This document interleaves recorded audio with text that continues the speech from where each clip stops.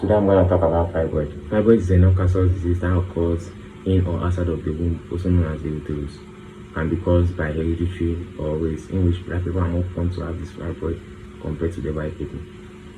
Then some signs of this can be heavy bleeding, phantom pregnancy, then frequent urination. That is when the fibroid is extremely large, relaxing on the bladder or the rectum. Then some ways to deal with it: eating of fruits and vegetables.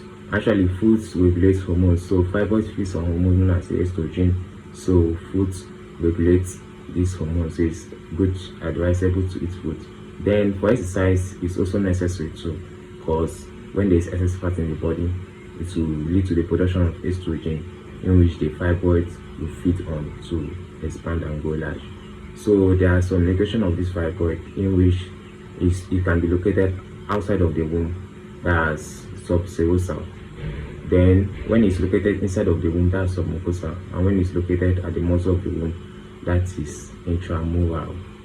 Then some surgery can be conducted, but firstly there are some drugs that can reduce heavy bleeding, and then if the fibroid is in a safe space, there are some drugs that can just keep it there to avoid it expanding or something like that. But there are also surgery to remove the fibroid, in which there is myomectomy, whereby the doctor just pick out the fibroid from its location.